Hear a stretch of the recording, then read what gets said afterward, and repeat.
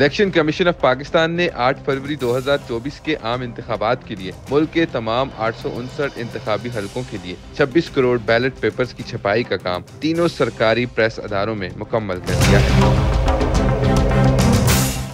इलावा अजीम वो हलके जहां बैलेट पेपर्स की अदालती फैसलों के मुताबिक दोबारा छपाई कराना पड़ी, उन हलकों में भी बैलेट पेपर्स की छपाई का काम बर वक्त मुकम्मल कर लिया गया है और अब पूरे मुल्क में बैलेट पेपर्स की तरसील का अमल शुरू है, जो कल तक मुकम्मल कर लिया जाएगा। कमीशन के तर्जुमान के मुताबिक 2018 के आम इंतखाबात में 22 करोड़ बैलेट पेपर्स छापे गए थे और उनकी तबाद पर 800 टन स्पेशल सिक्योरिटी कागज इस्तेमाल हुआ था। ताहम 2024 के आम इंतखाबात के लिए 26 करोड़ बैलेट पेपर्स छापे गए हैं और उनकी छपाई पर 2170 टन कागज इस्तेमाल हुआ है, जिसकी बड़ी वजह इंतखाबी हलकों में उम्मीदवारों की बढ़ी हुई तादाद है, जो कि 2018 के इंतखाबात के मुकाबले में 1.5 गुना ज्यादा है। कमीशन के तर्जुमान के मुताबिक बैलेट पेपर्स की प्रिंटिंग के अमल के दौरान मुख्तलिफ मराहल में कई चैलेंजेस सामने आए, जिनमें अदालती मुकदमे और उम्मीदवारों की बड़ी तादाद शामिल है। ताहम कमीशन ने महदूद वक्त और चैलेंजेस के बावजूद अपनी जिम्मेदारी पूरी की। बैलेट पेपर्स की छपाई का काम बर वक्त मुकम्मल करके इस अमर को यकीनी बनाया कि 8 फरवरी के इंतखाबात में तमाम वोटर्स अपना हक राय दही